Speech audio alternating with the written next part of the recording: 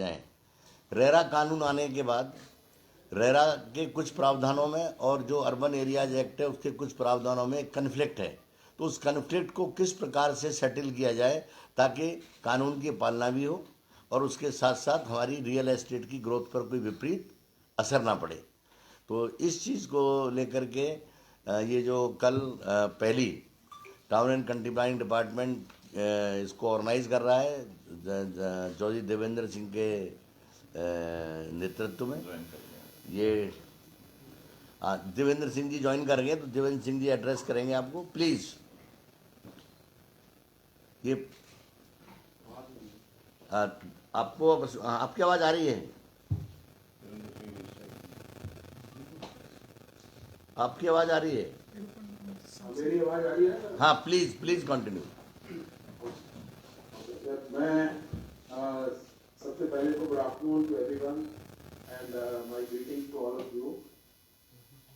जैसे कि अभी खड़ेवाल साहब ने बताया होगा कि ये department of town country planning, मतलब ये जुड़े हुए हैं, खड़ेवाल साहब भी हैं, तो रेरा और department of town country planning दोनों ने मिलकर कंबाइंड एफर्ट से सेमिनार किया है, और जिसका मकसद ये है, जिसकी वैलिडिटी या फाइनल जो concluding session will be chaired by honourable CM, और 2 दिन का ये सेमिनार होगा।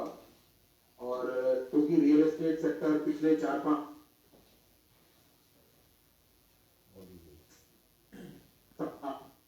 खासतौर पे कोरोना पीरियड के बाद, और ऐसे टाइम पर, क्योंकि रियल एस्टेट सेक्टर हम सब लोग जानते हैं पूरे कंट्री में लगभग 13% जीडीपी को कंट्रीब्यूट करता है। हरियाणा की जीडीपी में भी रियल एस्टेट सेक्टर का एम्प्लॉयमेंट प्रोवाइड करने में, जीडीपी के लिए, प्रॉस्पेरिटी के लिए, और सबसे इंपॉर्टेंट हाउसिंग के लिए। और हाउसिंग में भी जो लो कॉस्ट हाउसिंग का जो मॉडल यहाँ पे माननीय मुख्यमंत्री महोदय ने शुरू करवाया था, जो अफोर्डेबल हाउसिंग के थ्रू या दीनदयाल जन योजना के थ्रू, उससे हाउसिंग फॉर ऑल जो सपना है या ड्रीम है प्रधानमंत्री जी का भी, मुख्यमंत्री जी का, उसके लिए भी रियल एस्टेट सेक्टर की बहुत ही प्रमुख भूमिका है। और इस भूमिका को ठीक प्रकार से निर्वहन होते हुए इस सेक्टर को मोमेंटम मिले और इसको गति मिले, और इस स्टेज पे जबकि हम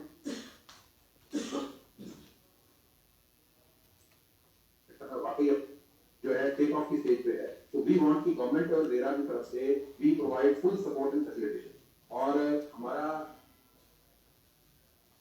का मकसद ये होगा कि जो चैलेंजेस या प्रॉब्लम्स या बॉटलनेक्स इस सेक्टर के आज फेस कर रहा है, और वो चाहे डेवलपर्स की तरफ से हो, जो हमारे इंपॉर्टेंट स्टेक होल्डर है, और सबसे इंपॉर्टेंट स्टेक होल्डर हमारे अलॉटीज को जो दिक्कत अगर आ रही है कोई भी, तो उनको अगर मान लिया एड्रेस करना उनकी चैलेंज प्रॉब्लम्स को, और लास्टली जो हमारी गवर्नमेंट और रेरा को भी, डिपार्टमेंट को भी जो इश्यूज या चैलेंजेस फेस करने पड़ रहे हैं because of this real estate sector में जो समस्याएं आ रही हैं, उनका भी निदान हो सके, इन तीनों स्टेक होल्डर्स को मद्देनजर रखते हुए ये हमने 2 दिन का सेमिनार प्लान किया है, जिसमें चाहे खंडेलवाल साहब बताएंगे आप, and it is almost pan India, because इसमें जो एक्सपर्टीज है हमारे पास, वो रेरा के चेयरमैन राजस्थान से, गुजरात से, दूसरे स्टेट से, रेरा के चेयरमैन, डिपार्टमेंट जो है टाउन कंट्री प्लानिंग के बाकी अधिकारी भी दूसरे स्टेट से, और हमारे यहाँ के तो नहीं सभी डिपार्टमेंट के लोग,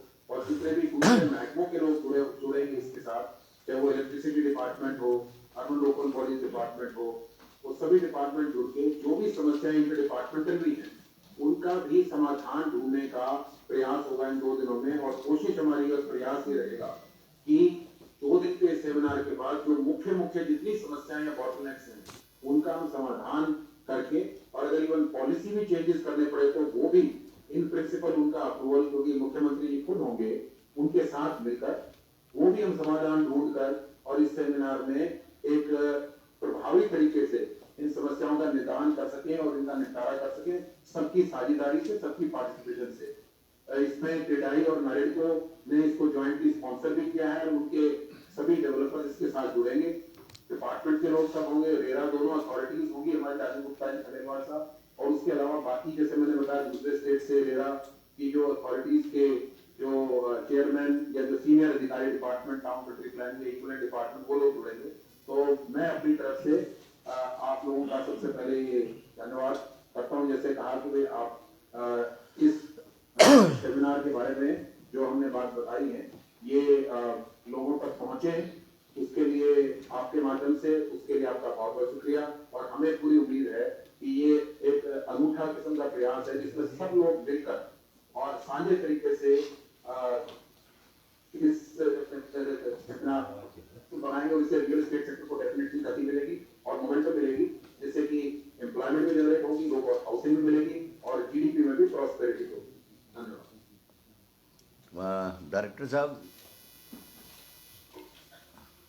नमस्कार सर, वेरी गुड आफ्टरनून सभी को और इस प्रेस कॉन्फ्रेंस में सभी का स्वागत है।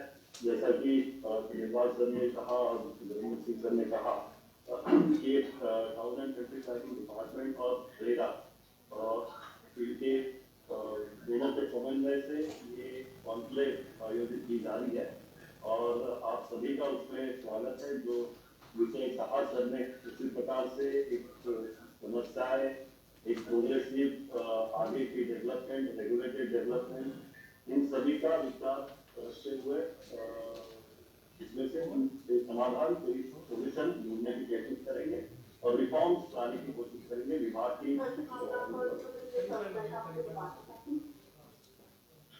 विभाग की कार्यशैली में भी और बाकी अगर कोई ऐसी योजनाएं हम ला सकते हैं जिससे अनुमान इसमें बदल हो जाएगा, चेंजेस हो जाएंगे डेवलपमेंट में वो मैं सर का और chairman RERA Khandelwal sir, Rajendra sir का बहुत आभारी हूँ कि इसका ये इनिशिएटिव जो आपने लिया है वो विभाग के लिए दूर तक बड़ा अच्छा साबित है। धन्यवाद। तो मैं आपका परिचय भी करा दूं कि सीटीपी हैं अपने जितेंद्र श्याग जी और ये पीपी सिंह जी हैं हमारे, ये भी सीटीपी हैं और ये देवेंद्र सिंह जी को अभी ज्वाइन किए कुछ ही समय हुआ है। रेरा में रजिस्ट्रेशन के दौरान हम बहुत सारी समस्याएं फेस कर रहे थे। जो प्रोजेक्ट्स हमारे पास आते थे उन प्रोजेक्ट्स को जब हम रजिस्ट्रेशन के लिए लेते थे तो कुछ कन्फ्लिक्टिंग चीज़ें सामने आती थी। तो देवेंद्र सिंह जी ने कम से कम पिछले एक महीने में कई घंटों मुख्यमंत्री जी के साथ, चीफ प्रिंसिपल सेक्रेटरी जो हैं देसी साहब के साथ, रेरा के दोनों चेयरमैन के साथ मीटिंग की। मीटिंग करके इन्होंने पहले इश्यूज़ को आइडेंटिफाई किया और इश्यूज़ को आइडेंटिफाई करने के बाद उन्होंने उस पर ये बताया कि कंसेप्ट नोट का सॉल्यूशंस क्या हो सकते हैं। सॉल्यूशंस को लेकर के छोटे छोटे ग्रुप्स बना करके उनमें डिस्कशंस किए।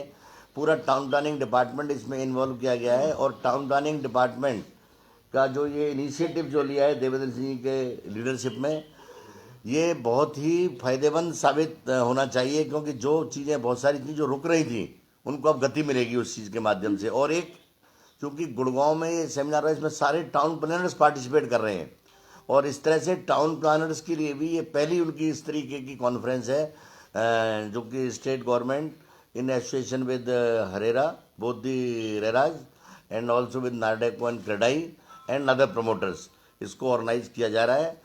तो इसमें जो मेरा कहने की बात थी कि मुख्यमंत्री जैसा चाहते हैं ना कि बहुत लो कॉस्ट हाउसिंग भी आए, अफोर्डेबल हाउसिंग बहुत हद तक, यानी पिछले 50 सालों में जितने अफोर्डेबल हाउसेज बने हैं गुड़गांव में उससे ज़्यादा इन 5 सालों में बने। और अफोर्डेबल हाउसिंग को फर्दर बूस्ट मिलना, और अफोर्डेबल हाउसिंग में भी फर्दर अफोर्डेबल क्या हो, यानी जो कि आपकी रीच, विद इन रीच हो। 5 लाख रुपए, 7 लाख रुपए, 8 लाख रुपए का मकान भी लेकर के आदमी सोच सकता हो, इस प्रकार की ये ली जा रही। तो इसमें जरूर है कि एक डिपार्टमेंट इसमें मंथन करे।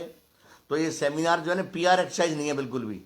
देवेंद्र सिंह जी का पहले दिन ही ये व्यू पॉइंट था कि हमने पीआर एक्सरसाइज नहीं करनी, हमें कोई ज़रूरत नहीं है उसकी, हमने तो केवल बीआर एक्सरसाइज करनी है जहाँ बिजनेस रिलेशनशिप प्रॉपर स्ट्रेंथन हो।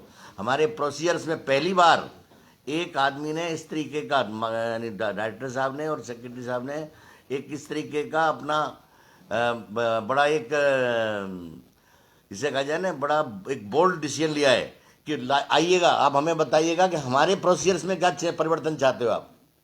ये बताइएगा department of town and country planning को और कैसे स्ट्रीमलाइन कर सकें, इसकी फंक्शनिंग को और कैसे बेहतर कर सकें, सर्विस ओरिएंटेशन जो है ना इसका कैसे फर्दर इंप्रूव हो।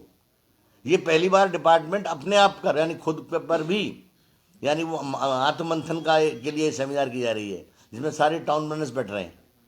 वो ये देख रहे हैं कि भाई हम किस तरह से प्रोसीजर्स को सिंप्लीफाई कर सकते हैं, किस प्रकार से कोई चीज़ें जो नहीं हैं उनको इनकॉर्पोरेट करें और जो चीज़ ज़रूरत नहीं है उन चीज़ों को हम अपने प्रोसीजर से बाहर निकालें। और जो अभी बहुत बड़ी चीज़ जो इन्होंने कॉग्निजेंस ली है, देवेंद्र सिंह जी ने वो कॉग्निजेंस ली है कि जो अभी एक ये बिल्डिंग कोलैप्स हुई उसके लिए क्या स्ट्रक्चरल ऑडिट के प्रेजेंट सिस्टम्स जो हैं हमारे, क्या वो सफिशिएंट हैं? सफिशिएंट नहीं है तो क्या स्ट्रक्चरल ऑडिट के लिए एडिशनल बाईलॉज या रेगुलेशंस बनाने की ज़रूरत है? तो ये जो सेमिनार है टोटली फोकस्ड है, एक आइटम वाइज है। ये ऐसी नहीं है सेमिनार की इनॉग्रल सेशन भी जो है ना, इसका इनॉग्रल सेशन भी इनॉग्रेशन नहीं है कि जहाँ हर आदमी बोल रहा है। पहले जो आप देखेंगे जैसे कि आपको प्रोग्राम दिया है कि इनॉग्रल सेशन में देवेंद्र सिंह जी पहले स्ट्रेंथ वीकनेसेज और टाउन प्लानिंग ने जो जर्नी की है, जो अर्बन डेवलपमेंट हरियाणा का जो मॉडल आया है, इसके सक्सेस एंड फेलियर्स क्या रहे हैं, उसको पहले एलेबोरेट करने के बाद चीफ सेक्रेटरी जो हैं और अपने secretary government of India mister Manoj Joshi वो इसको अटेंड करेंगे।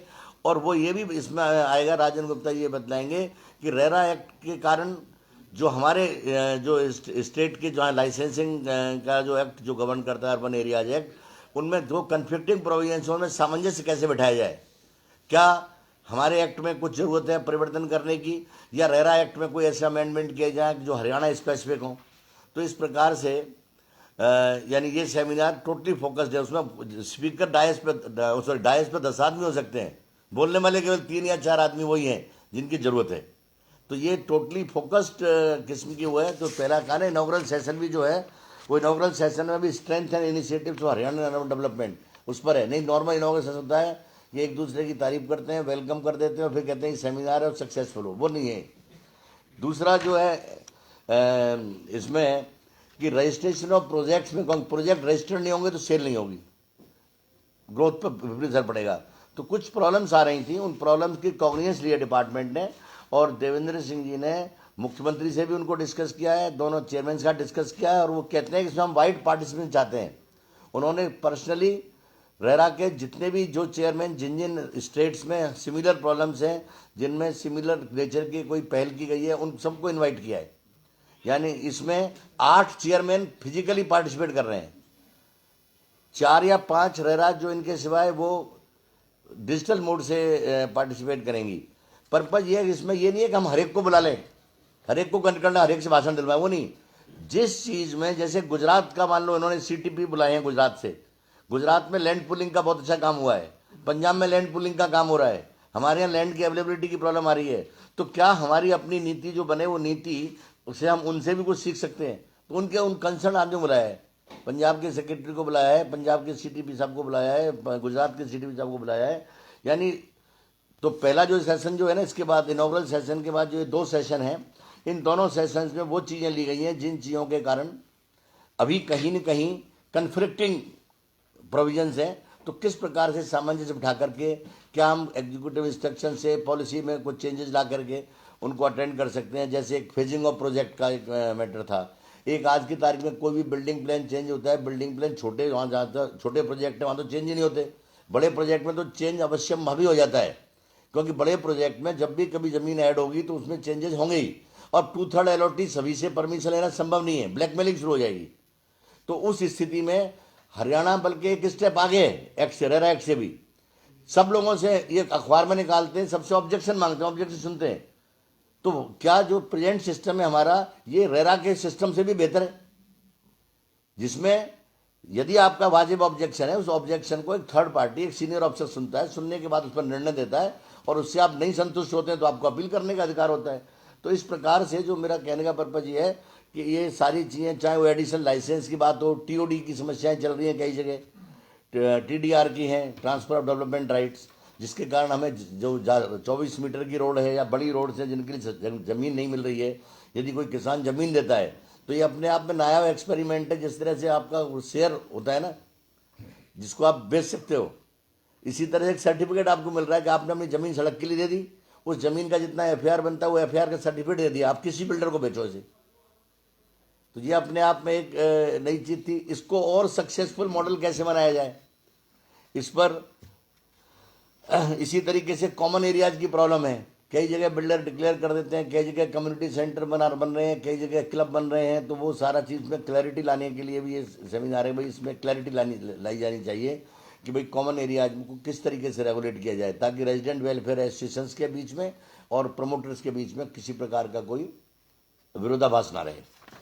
इसी चीज़ को लेकर के जो अगला आफ्टर लंच सेशन है, वो बहुत ही इंपॉर्टेंट सेशन है। और डिपार्टमेंट ने इसका कई बार है ना, सोचते हैं ना आप कोई अच्छी वर्डिंग करो, इन्होंने कहा नहीं, सीधी वर्डिंग है अपनी। तो सीधी वर्डिंग है कि streamlining the functioning of TCB department in implementation of digital interventions and how to strengthen the mechanism for certification of structural safety prior to grant of OC.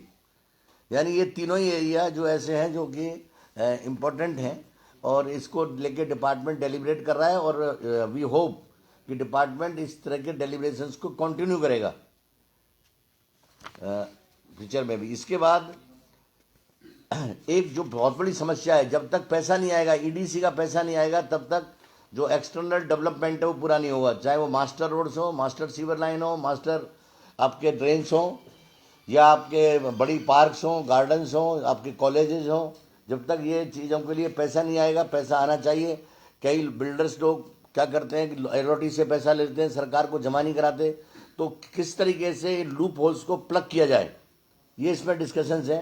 Recovery EDC की कैसे हो, recovery तो होगी EDC की, क्यों बिना recovery का? यदि बिल्डर लेके बैठा है, चाहे किसी भी तरह साम दाम दंड भेद, डिपार्टमेंट डिटरमिन्ड है कि ईडीसी की रिकवरी टाइम पर होगी, ताकि कहीं पाइलअप ना हो। जब पाइलअप हो जाती है बिल्डर लेके भाग जाता है। पाइलअप ना हो, ईडीसी की रिकवरी हो, ताकि सरकार जो ईडीसी वर्क्स हैं उनके बारे में प्रॉपर प्लानिंग करके टाइमली उन सर्विसेज को प्रोवाइड कर सके, जिसके बारे में नॉर्मली शिकायत बनी रहती है। इसी प्रकार से एक जो टॉपिक है अगला, जो वो that is also very important topic parallel discussion में है, कि आजकल क्या हो रहा है, गुड़गांव में हुआ, जिसको हमने एक मामले में रोका भी, कि कुछ बिल्डर्स ने एक एक दो दो तीन तीन बार प्लॉट बेच दिए। प्लॉट बेचने के बाद उनको दे नहीं सकते, तो बिल्डर ये कह करके कि साहब हमने इतने लोगों को बेचा हुआ है, तो मान लो उसने बेचे 10,000 रुपये से लेकर के 36,000 रुपये तक, आज है 1.5 लाख रुपये रेट। बिल्डर कह रहा है जी मैं तो इसको नहीं डिलीवर कर सकता, तो वो एनसीएलटी चला जाता है। एनसीएलटी में गवर्नमेंट ड्यू जीरो हो जाते हैं। भाई गवर्नमेंट ड्यू इस तरीके से जीरो होते रहे तो हमारा तो एक्शन डेवलपमेंट होगा ही नहीं। फिर जिन एलॉटीज के साथ जाती हो रही है, उनसे वो कह रहा है कि आप 50,000 रुपये के हिसाब से पैसे ले लो, 1 लाख रुपये का मार्जिन वो कमाना चाहता है। इस प्रकार के मामलों में जहां एनसीएलटी के लॉ का मिसयूज हो रहा है, मिसयूज किया जा रहा है, उस मिसयूज को कैसे रोका जाए, उस मिसयूज को रोक करके किस प्रकार से सोशल इंटरेस्ट को सेव किया जाए। सोशल इंटरेस्ट है ईडीसी की रिकवरी में। It is not a government dues, it is a dues of the society, जिस पैसे, जो लोगों का दिया हुआ पैसा, जिस पैसे के माध्यम से आपके डेवलपमेंट होना है। तो इसको हम मतलब लीगली भी फाइंड आउट करना चाहते हैं एनसीएलटी में, this is not a government dues, जिसको कि आप जीरो कर देते हो, ये कोई लाइसेंस फी नहीं है। तो इसीलिए इस प्रकार के मामले में भी जहां है ना स्ट्रेस्ड एसेट्स हैं, प्रोजेक्ट रुक गए हैं, उन प्रोजेक्ट को किस तरीके से शुरू कराया जाए। गुड़गांव में इस अथॉरिटी का आने का बहुत बड़ा कारण ये था कि जब सीएम यहाँ आते थे, 1,000 आदमी इकट्ठा होकर आ जाता था, बोला ये प्रोजेक्ट रुका पड़ा, इस प्रोजेक्ट पर काम नहीं हो रहा। हमने अपनी ओर से कई प्रोजेक्ट को रिजोल्व करने की कोशिश की, स्ट्रेस को कईयों में रिजोल्व नहीं कर पाए, लीगल उसमें घुस गए। वो पर्पज इस सेशन का यह है कि स्ट्रेस प्रोजेक्ट को किस प्रकार से शुरू कराया जाए, एलओटीज को जो वो चाहते हैं, उनकी यूनिट, उनका अपार्टमेंट, उनका प्लॉट, वो उन्हें मिले, और साथ ही साथ कोई भी आदमी इसका मिसयूज नहीं कर पाए, कोई बिल्डर इस पर एनसीएलटी के प्रोविजंस का, कि सरकार के ड्यूज भी कम कर दे और एलओटी का धोखा हो। इस प्रकार के कई मामलों में हमने इंटरवीन किया, कुछ हद तक हम रोक पाने में सफल रहे हैं, लेकिन इस पर बहुत ज़्यादा यानी कानून विदों की, टाउन प्लानर्स की, और दूसरे जो स्टेक होल्डर हैं, प्रमोटर्स हैं, या इनके ऑर्गेनाइज रिप्रेजेंटेटिव ऑर्गेनाइजेशन क्रेडाई और नार्डेको, इनके साथ डायलॉग की जरूरत है। तो वो डायलॉग भी इसमें रखा हुआ है, ये स्पेसिफिक टॉपिक्स हैं इसमें। इसके बाद इलेक्ट्रिक इंफ्रास्ट्रक्चर की प्रॉब्लम आती है बहुत ज़्यादा। कॉलोनियाँ विकसित हो रही हैं, इलेक्ट्रिक इंफ्रास्ट्रक्चर नहीं पहुँच रही, कुछ परिवर्तन हुए हैं, पहले 11 के भी होता था, बट 33 के भी हो गया, कुछ प्लॉट देना है, तो उस मामले में किस प्रकार से ज़मीन उपलब्ध कराई जाए इलेक्ट्रिक इंफ्रास्ट्रक्चर के लिए। और उसके लिए भी तरीका है, क्या टीडीआर के माध्यम से भी हो सकता है, कोई आदमी अपनी ज़मीन दे दे पास में ही, और उसको टीडीआर का सर्टिफिकेट दे दिया, वो किसी को बेच दे उसको। मतलब इस तरह से एक नोबल आइडिया जो भी हैं, यानी यदि हम वी डिस्कस 10 आइडियाज और एक आइडिया भी सक्सेसफुल होता है उसमें, तो that is success of the seminar और कॉन्फ्रेंस। इसके बाद फायर में कुछ दिक्कतें आती हैं। कई जगह फायर इंफ्रास्ट्रक्चर पूरी नहीं है। फायर डिपार्टमेंट को भी अपने सिस्टम को ठीक करने की जरूरत है, वहाँ बहुत टाइम लगता है। जितना डिले होता है उतना ही ओसी में डिले हो जाता है, उतना ओसी में डिले होता है उतना एलओटी को अपना जो यूनिट है मिले उसमें डिले होता है। तो अल्टीमेटली सफर तो एलओटी करता है ना। एक जो है discussions on housing for all, मुख्यमंत्री जी ये चाहते हैं कि भाई 5 लाख से 7 लाख का मकान भी मिले। सरकारी ज़मीन यहाँ कहीं अवेलेबल है, उस ज़मीन को है ना लोगों को दिया जाए और वो बिल्डर उस पर सस्ते मकान लगाए। जिस तरह से इसमें 4,000 रुपये की रेट फिक्स थी, वहाँ भी मकान की रेट फिक्स कर दी है। और जो लोग 5,000 6,000 रुपये महीने की किस्त दे सकते हो उन लोगों के लिए भी सस्ते मकान उपलब्ध हों। तो ये एक बहुत इंपॉर्टेंट इसमें डिस्कशन का वो है। इसके बाद अगले दिन जो इस दिन हम लोगों ने डिस्कशंस किए, इन डिस्कशंस का कंसेप्ट नोट सबके प्रिंट हो गए हैं। पहली बार इस तरह की तैयारी हुई है, नहीं तो मीटिंग चलती है उसकी प्रोसेस रिकॉर्ड होती है। कंसेप्ट नोट्स बन गए हैं, प्रोबेबल सॉल्यूशंस क्या हो सकते हैं वो बन गए हैं। कल वहाँ डिस्कशन से वो रिकमेंडेशंस फाइनल हो जाएंगी। तो जो अगला सेशन है, पहला सेशन, उस पहले सेशन में जो ये देवेंद्र सिंह जी, राजन गुप्ता जी और DS देसी साहब और उमाशंकर जी वो मौजूद होंगे, CM स्टाफ। उसमें जो कुछ डिस्कस हुआ है वो डिस्कशन उनके सामने रखा जाएगा ताकि वो लोग CM साहब को दोपहर को ब्रीफ करते हैं और देवेंद्र सिंह CM साहब को दोपहर को ब्रीफ करते हैं। और शाम वाला जो अगले दिन मेन सेशन जो है वो 5:30 बजे वैलिडिटी एड्रेस होगा, जिसमें मुख्यतः 2 चीज़ें हैं। जिन बिल्डर्स ने समय पर प्रॉपर्टी डिलीवर की है, पहली बार उनको पुरस्कृत किया जाएगा। अवार्ड शेयर में रखी है इस तरीके के बिल्डर्स की जिन्होंने टाइमली डिलीवरी की है और जिनका कोई ड्यूज पेंडिंग नहीं है। कोई ऐसे देखा था कुछ बेटा? 15 के करीब पूरे स्टेट का है ये, नॉट गुड़गांव। और एक उन लोगों को भी इसमें ले रहे हैं, इसमें अवार्ड सेरेमनी में। दूसरी कैटेगरी क्या थी, जिन्होंने दीनदयाल योजना में और एक अफोर्डेबल हाउसिंग में, 2 में ले रहे हैं हम अभी। अफोर्डेबल हाउसिंग में जिन्होंने टाइमली डिलीवरी की और कोई ड्यूज नहीं है, और दीनदयाल आवास जन आवास योजना जो है उसके तहत भी जिन लोगों ने 2 साल में पूरा करके और वो ले लिया है, अपना कंप्लीशन ले लिया है 1.5 साल में। ये अपने आप में ये भी एक वो है, यानी डिपार्टमेंट की फंक्शनिंग में इम्प्रूवमेंट का बहुत बड़ा एग्जाम्पल है। पहले 10-10 साल तक प्रोजेक्ट पूरे नहीं हुआ करते थे, तो उनको भी पुरस्कृत किया जा रहा है। तो इसमें अवार्ड सेरेमनी भी है, मुख्यमंत्री जी इसमें मुख्य वक्ता होंगे। इसमें भी कोई भाषणबाजी नहीं है, जो पहले प्रेजेंटेशन एक से बता देंगे भाई ये हमने डिस्कस किया और ये हमारी रिकमेंडेशंस हैं।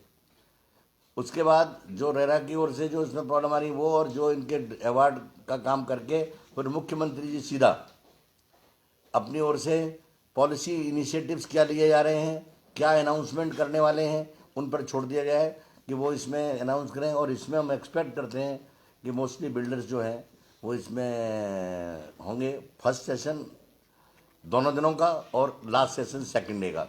तो ये जो है पूरा बिजनेस ओरिएंटेड कॉन्फ्रेंस है, जिसमें कि डिपार्टमेंट ने बहुत मेहनत की है। बहुत मेहनत से इन्होंने उन इश्यूज़ को पहले स्पेल आउट किया है प्रॉपर वर्ड्स में, और उसके बाद उसके क्या प्रोबेबल सॉल्यूशंस होते हैं उन पर उन्होंने मंथन किया, जिस पर कल फर्दर दूसरे स्टेट्स के लोगों से जो और हमारे पास जो टैलेंटेड लोग आ रहे हैं बाहर से, इसमें हिमाचल रेरा के चेयरमैन आ रहे हैं, राजस्थान रेरा के चेयरमैन आ रहे हैं। राजस्थान रेरा के चेयरमैन एक सेशन भी चेयर करेंगे।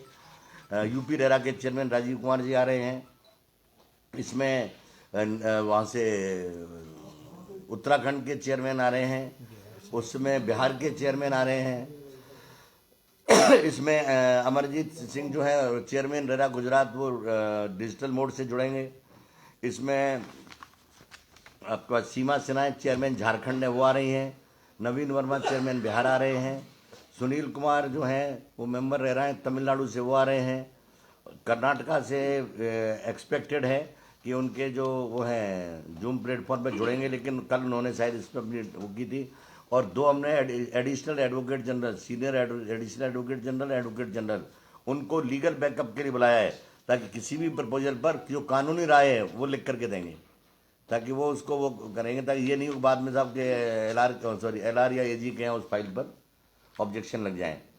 और इसी तरीके से स्ट्रीमलाइनिंग ऑफ द फंक्शनिंग के लिए Tata consultancy, Tata realty and infrastructure के MD आ रहे हैं मिस्टर संजय दत्त। रमन अग्रवाल हैं जुपिटर, जिन्होंने justice system, digital justice system को डेवलप किया है, वो इसमें आ रहे हैं। प्रभात भारद्वाज हैं, स्ट्रक्चरल सेफ्टी पर्सपेक्टिव के लिए वो मौजूद हैं।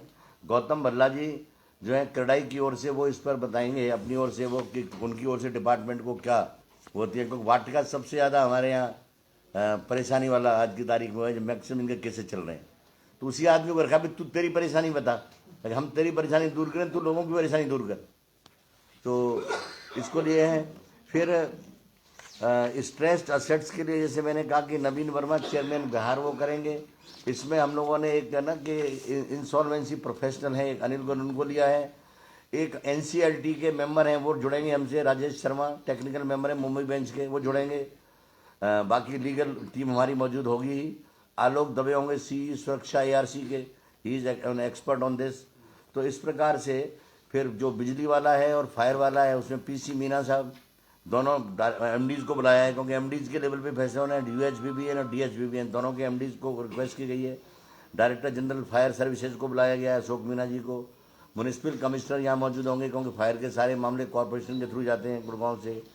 और नवीन रहेजा, वो भी एक बड़ा स्ट्रेस्ड प्रोजेक्ट और स्ट्रेस्ड आदमी है, उसके भी बहुत सारे प्रोजेक्ट है ना कि उसमें उसको ही बुलाया, तू बोल, तू बता अपनी समस्याएं क्या है तेरी, तो वो भी मौजूद होंगे।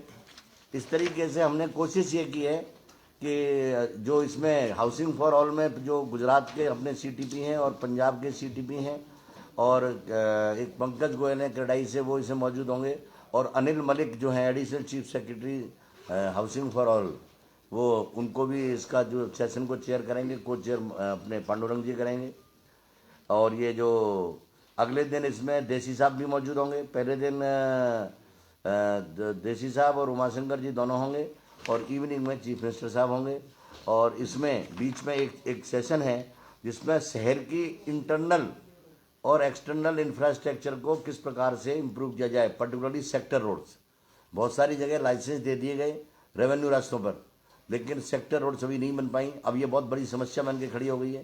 तो इस समस्या को कैसे सुलझाया जाए, इसके लिए जो है इंफ्रास्ट्रक्चर के पर्सपेक्टिव के लिए एक तो क्रेडाई से मिस्टर पंकज बजाज, सरबजीत सिंह आ रहे हैं पंजाब से, जो पंजाब में housing and urban development secretary हैं, और सुधीर राजपाल जी को चेयर करेंगे, और देवेंद्र सिंह जी खुद इस सेशन को चेयर करेंगे, ताकि कोई समाधान निकाल करके मुख्यमंत्री जी के सामने रखा जाए। और ये 24 मीटर की रोड की जो समस्या आ रही है, या इस रोड के साथ साथ जो और दूसरा पेरिफेरल डेवलपमेंट होता है, सर्विसेज की लेइंग होती है, उसको निपटाया जा सके। तो यही मुख्य चीज़ें। बाकी आपको एक ये छोटी बुकलेट दे दी है, इसमें सारी डिटेल्स लिखी हुई हैं। तो इसमें दो हमने उनकी ओर से बुलाए हैं लोग, LOTs की ओर से बुलवाए हैं, स्ट्रक्चरल ऑडिट वाले उसमें और इंफ्रास्ट्रक्चर डेवलपमेंट के लिए। पर्पज है इसका, अगेन आई एम सेइंग कि this is not A PR exercise at all, this is a totally business oriented discussions being held in Gurgaon, so that everyone need not go to Chandigarh. जी sir एक बात बताइए, आपने कहा 1975 act 47 साल हो गए, और रेरा को आए हुए 3-4 साल हो गए, और रेरा को बनने में भी, इस व्यवस्था आने में भी 8-10 साल लगे। ये मैराथन एक्सरसाइज हुआ, लेकिन बावजूद उसके उसमें कुछ कमियां रह गई, जो आप कॉन्फ्लिक्ट की बात कह रहे हैं। तो हम चाहेंगे कि पहले तो इस कॉन्फ्लिक्ट के बारे में बताइए, वो एग्जैक्टली क्या है, और गुड़गांव के कॉन्टेक्स्ट में इस कॉन्फ्लिक्ट का कोई मायने रहता है? गुड़गांव के क्या कि और जगह नहीं है इसका मायना। और जगह क्या है, म्यूनिसपैलिटीज नक्शे पास करती हैं, छोटे छोटे प्रोजेक्ट होते हैं, 2000 गज के प्लॉट पे आ गए 10 फ्लैट 20 फ्लैट, वहाँ नक्शा नॉर्मली चेंज नहीं होता, और चेंज होता भी है तो 20 आदमी आपस में कंसेंट दे देते हैं। ये कानून कहता है जब भी कभी एडिशन ऑल्ट्रेशन होंगे नक्शे में, लेआउट में, बिल्डिंग प्लान में, तो 2/3 आदमियों की परमिशन लेनी होगी। और इंडिविजुअल आदमी का यदि फ्लैट का कुछ भी चेंज हो रहा है तो उसे लेनी पड़ेगी, तो वो तो आज भी बरकरार है। इंडिविजुअल आदमी का कोई भी चीज़ आप चेंज नहीं कर सकते, उसका एरिया घटा बढ़ा नहीं सकते बिना उसकी कंसेंट के, जो पहले हो जाता था। एक तो उसमें तो कोई चेंज नहीं है, लेकिन 2/3 में दिक्कत है। हमारे यहाँ इससे भी ज़्यादा सख्त प्रोविजन है। सख्त प्रोविजन क्या है हमारे यहाँ कि नहीं 2/3 क्यों, 100% लोग, कोई भी आदमी आए और आकर के अपना ऑब्जेक्शन दे दे। मान लो 1/3 लोग ऑब्जेक्शन देने वाले थे, उसकी उन्होंने इग्नोर ही कर दी। यहाँ तो 100% की वो ले रहे, ऑब्जेक्शन फाइल करें, और ऑब्जेक्शन सुनने के लिए एक आदमी मौजूद है STP, वो उससे सेटिस्फाइड नहीं है तो आप फर्दर अपील कर दो उसकी। जो सिस्टम बना हुआ है, अब 2/3 की परमिशन प्रायर रिटन कंसेंट लाने का मतलब क्या हुआ? बड़े प्रोजेक्ट हमारे यहाँ 100 एकड़, 150 एकड़, 400 एकड़, 400 एकड़ के प्रोजेक्ट में समय के साथ साथ परिवर्तन होना आवश्यक है, रुक ही नहीं सकते, परिवर्तन होगा ही। 400 एकड़ का 5 दिन में बन नहीं सकता, बड़े प्रोजेक्ट्स हैं। कई बार एडिशनल लाइसेंस आ जाता है तो जमीन का टुकड़ा जिसको जोड़ते हैं सर्विस से तो इंटीग्रेट हो गई, लेकिन उसके कारण पॉपुलेशन बढ़ गई, मान लो तो कुछ एक स्कूल और आना है, अब उस स्कूल को कहाँ एडजस्ट करें, कहीं एडजस्ट करना पड़ेगा। तो उस पॉइंट से कई बार कॉमन जो फैसिलिटीज होती हैं, एम्यूनिटीज होती हैं, उनमें परिवर्तन हो जाता है, लेआउट प्लान में चेंजेज होते हैं। तो एक तो सिस्टम हमारा है, एक सिस्टम ये एक्ट कहता है, क्योंकि ये एक्ट सुपरसीड करता है, ये कहता है 2/3 prior written consent. Prior written consent लेने में पहले वो नक्शा डिस्क्लोज करेगा उसे, वो बिल्डर का तो वो नक्शा कभी भी अप्रूव नहीं होता, क्योंकि पहले तो वो डिस्क्लोज करेगा, प्रायर रिटन कंसेंट लेगा 2/3 से, फिर डिपार्टमेंट के पास जाएगा, तो इसी में उसके कई साल लग लेंगे। तो this will slow down the progress. लेकिन डिपार्टमेंट ने भी अपने यहाँ चेंज करने, डिपार्टमेंट जो पहले आर्बिट्ररी सब कुछ चेंज कर देता था वो नहीं करेगा। जहाँ ओसी मिल चुका है वहाँ कोई चेंज नहीं हो सकता। फेजिंग के माध्यम से we are trying to sort out this problem कि उस फेज की, जिस फेज को आप ओसी दे चुके हो या जो फेज एक अलग हो चुका है, जो सेल हो चुकी है, उस फेज को ना छेड़ें, अगला फेज लें, ये एक्ट भी यही कहता है। तो एक सामंजस्य बिठाने की कोशिश कर रहे हैं ताकि दोनों से कि रियल एस्टेट की ग्रोथ पर ब्रेक ना लगे, but at the same time नियम कानून भी फॉलो हों, और जहाँ कहीं थोड़ा हमें अपनी पॉलिसीज में चेंजेस लाने हैं या प्रोसीजर्स में चेंजेस लाने हैं या रूल्स को बदलना है, उनमें हम परिवर्तन कर लें। इसी तरीके से जो एक कन्फ्लिक्ट है कि हमारे यहाँ चूंकि लाइसेंस देते हैं, लाइसेंस में प्रिजम्पशन अब तक चूंकि मनमोहन लोब वाला केस और सिल्वर ओक का केस उनमें डिसाइड हो चुका है, जो बिल्डर बेच सकता है लाइसेंस इसी मिल रहे हैं। तो जो ऑनगोइंग प्रोजेक्ट हैं, पुराने प्रोजेक्ट हैं, उन पुराने प्रोजेक्ट में चूंकि एक अंडरस्टैंडिंग थी लाइसेंसी के साथ, उस अंडरस्टैंडिंग में चला है। अब ऑनगोइंग प्रोजेक्ट में भी कॉमन एरिया तो है, तो ऑनगोइंग प्रोजेक्ट के बारे में एक हम फैसला करें, भाई ऑनगोइंग प्रोजेक्ट के बारे में तो यही रहेगा। आगे आने वाले प्रोजेक्ट के लिए या तो हम अपना इसको सुपरसीड कराएंगे कॉमन एरियाज की डेफिनेशन को, या हम आगे से उसको बताएंगे कि इस अंडरस्टैंडिंग पर लाइसेंस देंगे, भाई कॉमन एरिया सारे के सारे it will go to the either competent authority और to the resident welfare association. इस तरीके से कुछ छोटे छोटे हमने स्पेल आउट किए हैं। इसमें टीओडी आ गई। टीओडी क्या है? Transit Orient development. पर्पज क्या है? जहाँ मेट्रो आ गई वहाँ डेवलपमेंट ज़्यादा हो, डेंस डेवलपमेंट हो। अब उसमें एक प्रॉब्लम ये खड़ी हो रही है कि जिसने बिल्कुल खाली तो जगह मिलेगी नहीं, जहाँ खाली मिल रही है वहाँ तो कोई दिक्कत नहीं है, खाली मिलेगी वहाँ टीओडी का एक साथ प्रोविजन हो जाएगा, भाई एक साथ प्रोविजन का उसको 2 फेज बना ले, वो हर एक को मालूम है कि यहाँ टीओडी लेनी है।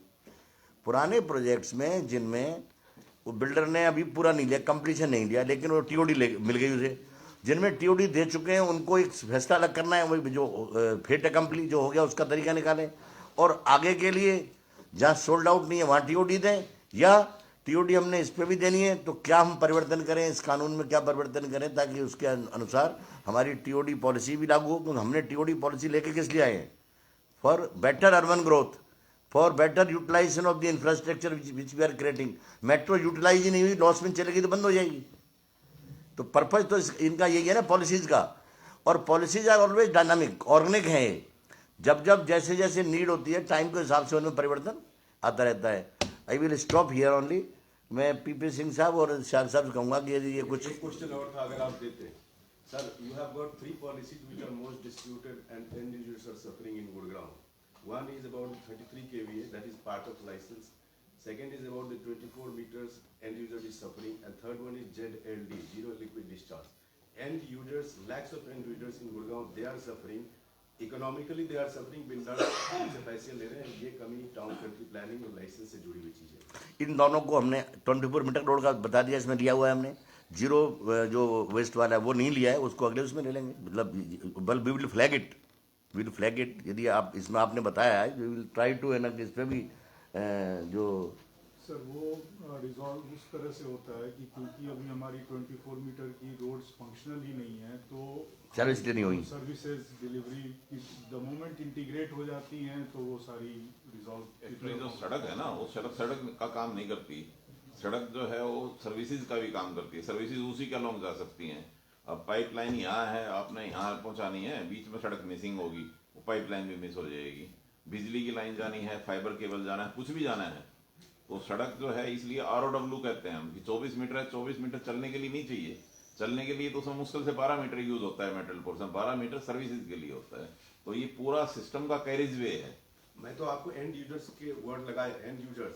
मैं आपको ये बता रहा हूँ कि आपके इस कमी की वजह से आज लोगों को पानी नहीं मिल रहा है, आपने ओसी दे दिया। आपकी इस कमी की वजह से आज लोगों के टैंक से प्राइवेट टैंकर के माध्यम से बाहर फेंक रहा है, उसमें लाखों रुपए बिल्डर लगा रहा है। Why end user should suffer? इन्हीं चीज़ों का समाधान के लिए ये हमने कॉन्क्लेव के लिए प्लान किया है, जिसमें कि वो एंड यूजर्स तक पानी क्यों नहीं पहुंच पा रहा है। बेसिकली हमारा मिसिंग इंफ्रास्ट्रक्चर है, उस मिसिंग इंफ्रास्ट्रक्चर को हम कैसे लिंक करें सभी एजेंसीज के साथ मिलके प्लस बिल्डर्स के साथ मिलके एक समाधान ऐसा निकालें कि जिसमें हम TDR दे के भी या एक्विजिशन करके लैंड पूलिंग के थ्रू उसको नेसेसरी इंफ्रास्ट्रक्चर को एक्वायर करें, तब उसमें से हमें सारी सर्विसेज दे पाएंगे, तभी एंड यूजर को इसका फायदा मिलेगा। लास्ट क्वेश्चन, उसी का एक हम ये समाधान के लिए कॉन्क्लेव कर रहे हैं। इंसिडेंट स्ट्रक्चरल फॉल्ट, आप जो इंसिडेंट हुआ, आप because you have been the custodian and most experienced IAS officer of Haryana government, you tell us, is it the fault in the Haryana building code, is it fault on part of builder or the TCP? One has to be accountable. देखिए, इसमें अभी तो inquiry होनी है, पर मैं एक चीज़ बता देता हूँ। वैसे देखो क्या चीज़ होती है, again there are few unpalatable things जिनको कई डिपार्टमेंट नहीं मानते। जब आप लाइसेंस दे रहे हो, चाहे वो प्लॉटेड कॉलोनी हो चाहे वो ग्रुप हाउसिंग हो, प्लॉटेड कॉलोनी में सर्विस ले होती हैं। हमारे यहाँ अभी क्या है कि प्लानिंग विंग तो बहुत स्ट्रांग है हमारी, very very strong, but department ने इंजीनियरिंग साइड से जो सर्विस प्लान्स एंड एस्टिमेट बने थे वो डेलीगेट किए दूसरी एजेंसी को। डिपार्टमेंट नाउ इज थिंकिंग कि why not to have its own infrastructure, ताकि ये service plans and estimate, and second ये हो क्या रहा है, सर्विस प्लान्स एंड एस्टिमेट जो उन्होंने चेक करके दे दिया केवल ठप्पा लगता है। सर्विस प्लान्स एंड एस्टिमेट बनाने वाले कौन है गुड़गांव में? ड्राफ्ट्समैन, उस पर बना रहे हैं। वो जो एक्सपीरियंस जो एक जो कंप्यूटर से जो एनालिसिस होकर के जो डिस्चार्ज और उसके बारे में जा कर के वो चीज़ें हैं वो नहीं आती। छोटा सा एग्जांपल मैं बतलाता हूँ, एक पाइपलाइन जा रही है 3 इंच की, उसका डिस्चार्ज जो कुछ है, एक आप पाइप और लगा दो साथ में, उसका डिस्चार्ज आधा नहीं होगा, उसका डिस्चार्ज जो है वो करीब 2 गुने के पास पहुँच जाएगा, क्योंकि वो बेसिकली हाइड्रोलिक्स है। अब वो ड्राफ्ट्समैन ने हाइड्रोलिक्स पढ़ी नहीं कभी। इस तरह सीवरेज सिस्टम की डिजाइन है, it's a gravity design, totally gravity based है या पंप है। तो वो चूंकि अभी डिपार्टमेंट ने उस पर कोई डिपार्टमेंट में प्लानिंग साइड पर ही जोड़ रहा, तो डिपार्टमेंट ने वो इंफ्रास्ट्रक्चर क्रिएट नहीं की। अब department is thinking now to create that kind infrastructure. Yes, जब सर्विस प्लान्स एंड एस्टिमेट, क्योंकि हमें लाइसेंस दिया है, वो सर्टिफिकेट कहीं से ले आता है, स्ट्रक्चरल सेफ्टी का सर्टिफिकेट आगे दे देता है, हम उसको मान लेते हैं। क्यों? हमारे पास स्ट्रक्चरल ऑडिट का कोई इस तरह का अभी as on today there is no system in place. OC के टाइम पर वो लेके आता है, आप मानोगे, यदि हम उसमें करें तो मालूम फिर क्या कहेंगे, यही बिल्डर रोएंगे, बोला जी बड़ा टाइम लगता है। फायर जैसी छोटी सी चीज़ की इंफ्रास्ट्रक्चर पूरी नहीं होती, उसमें इतना टाइम लगाए थे, फायर के नक्शे अप्रूव नहीं करते, बिना सर्विस प्लान एस्टिमेट हमारे पास आ जाते हैं, रजिस्टर करो, बेचना है हमें, जल्दी हो रही है, मार्केट अच्छा नहीं चला जाएगा। We also come under present time. Now department is thinking कि स्ट्रक्चरल ऑडिट किसका होगा? नई, नॉट न्यू बिल्डिंग। ये भी एक गलत कंसेप्ट है। स्ट्रक्चरल ऑडिट के बारे में मॉडल बाईलॉज आए हैं, सेंट्रल गवर्नमेंट ने कोऑपरेटिव बिल्डिंग सोसाइटीज़ के लिए किए हैं, दिल्ली ने लागू कर दिया है, महाराष्ट्र में लागू हो गए हैं। उनमें यह है कि जो 20 साल पुरानी बिल्डिंग होगी, 15 साल के बाद हर बिल्डिंग को स्ट्रक्चरल ऑडिट कराना पड़ेगा 15वें साल में। 20 साल इसको हो जाएंगे, उसको हर 5 साल में कराना पड़ेगा, मतलब 3 साल या 5 साल, और 20 साल के बाद है उसमें हर 3 साल में स्ट्रक्चरल ऑडिट होगा। और स्ट्रक्चरल ऑडिट के उन्होंने पूरे पैरामीटर्स दिए हैं, जो टेस्टिंग किस तरीके से होगी, क्या चीज़ उसमें, 2 ही चीज़ मेन खराब होती हैं, कंक्रीट है या स्टील है। दरवाजा टूट जाने से कुछ अंतर नहीं पड़ेगा, कंक्रीट और स्टील है, 2 ही चीज़ें मेन। स्टील की टेस्टिंग कैसे हो और कंक्रीट की टेस्टिंग कैसे हो, उसके लिए now there are test available. Indian association of structural engineers, they have also come out with small booklet on this. अपना जो कोड है, कोड भी कहता है, और कोड ने हमारे यहाँ डिफाइन किया हुआ है कि किस चीज़ पर किस IAS कोड को फॉलो करोगे, BIS किस BIS कोड को फॉलो करोगे, ब्यूरो ऑफ इंडियन स्टैंडर्ड की, वो सारा लिखा हुआ है। दिक्कत ये है कि जो फर्जी सर्टिफिकेशन हो गया, जो स्ट्रक्चर इसने भी दिया होगा, ऐसा नहीं दिया होगा इसने। कमी कहाँ रही इसमें जो अपेरेंटली लगती है कि वो जो बाइंडिंग थी ना बीम्स और उसकी जो स्लैब की स्टील की, वो बाइंडिंग वाज नॉट प्रॉपर। नहीं तो एक थोड़ी गिरती, एक गिर भी गई क्या अंतर पड़ता है, दूसरी में क्रैक आ जाते। वो तो बिल्कुल जैसे होता है ना केक की तरह चिपिंग होती गई नीचे। तो मेरा कहने का मतलब ये है स्ट्रक्चर ऑडिट के बारे में हम लोग now we are going one step ahead. Structure audit के बारे में भी वर्क कर रहे हैं, जो कि डिपार्टमेंट के साथ बैठ करके हम रेगुलेशंस अपनी फाइनल कर रहे हैं। एंड मोस्ट प्रोबेबली कल हम लोग है ना परसों कोशिश करेंगे रेगुलेशंस को हम लोग फर्स्ट ड्राफ्ट रेगुलेशन का निकाल दें। ये स्ट्रक्चर ऑडिट तो हुई पुरानी बिल्डिंगों की जिनका डर है गिरने का। हमारे यहाँ 5 साल तक का तो प्रोविजन लॉ में डिफेक्ट लाइबिलिटी का वो ठीक करेगा ही। केवल स्ट्रक्चरल की उसमें 2 सर्टिफिकेट जरूरी होंगे। एक सर्टिफिकेट होगा जो वो हमें देगा हर उस पर कि इसमें जो भी कोई स्ट्रक्चर्स ड्यूरिंग दिस क्वार्टर ले की गई हैं these were as per the drawings, structural drawings approved by the qualified structural engineer, not by anyone civil engineer its himself is not competent. Structural engineering के लिए सेपरेट वो हैं, masters degree है। जैसे एक हार्ट का ऑपरेशन एमबीबीएस भी कर सकता है, लेकिन एमबीबीएस से कराता तो नहीं कोई, हार्ट का तो वही करता है। स्ट्रक्चरल वो सर्टिफिकेट ड्राइंग्स का नंबर 1 एंड स्ट्रक्चरल उसकी मेरे सुपरविजन में ये चीज ले की गई है। 2 अलग अलग आदमी, वो 2 सर्टिफिकेट क्वार्टरली प्रोग्रेस रिपोर्ट हम मांग रहे हैं एंड सुपरविजन ड्यूरिंग कंस्ट्रक्शन। क्योंकि ये घटना घट गई है, घटना घटने से पहले हम कहते तो सारे लोग शोर मचाते, बोला जी तंग कर रहे हैं इनको, बिल्डरों को तंग कर रहे हैं उनको, है ना कि कल इन्होंने बड़ी बात कही, बोले लाइसेंस कोई कह रहा था बिल्डर से, लाइसेंस तो 3 दिन में दे देते हो, रजिस्ट्रेशन 3 महीने नहीं होता। भाई कागज पूरे नहीं करोगे तो नहीं होगा।